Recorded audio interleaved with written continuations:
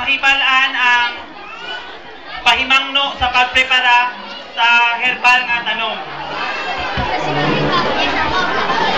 Madunggan na ba ko diha sa likod? Mga nanay, mga tatay?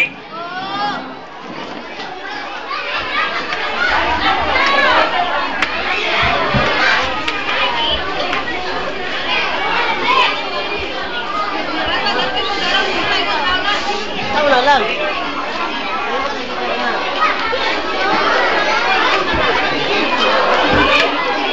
So mga bata, maminaw ta kay dili ta magliho kay maminaw atong mga nanay ug tatay.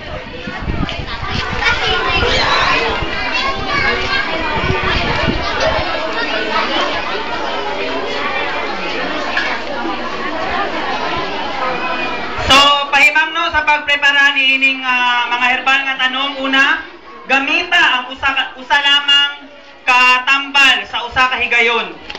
So kung maghimo tag tambal nga gikan sa herbal, kas-alang na siya gamiton. No, sa usa lamang ka higayon. Sunod, gamita ang dili tayaon nga gamit. So mogamit tag katong kulon. Kabalo man taon sa tuno. So dili ta mo gamit gamit ang kulon, dili siya tabunan. Kay aron mo alisngaw ang toxins nga naa sa mga dahon kung naa man gani. So dili siya tabunan, inig pabukal. Ato lang na siyang hulaton nga nagbukal ug mo alisngaw ang mga toxins nga naa sa dahon. Dayon ayaw pagtipuna ang duha o kapin sa lain-lain nga mga tanom. So sa gingon na isa lamang ka dahon ang gamiton.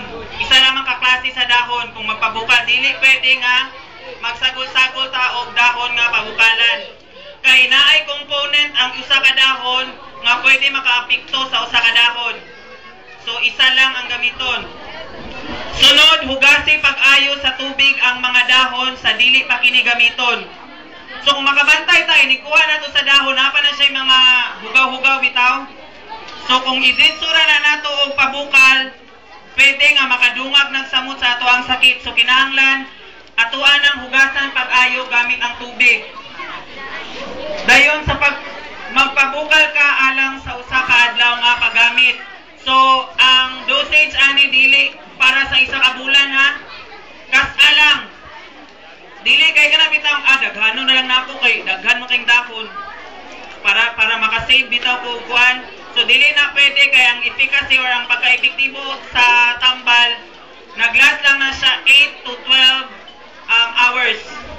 Wanang isa ra gid siya ka adlaw. Dayon maampingon ka sa pagsunod sa mga pahimangno sa dosis. Dayon ang last mo ang mga tawong may allergy sa tanom dili gipadasig nga mo gamit. So ubang tawo dili man kita tanan kanang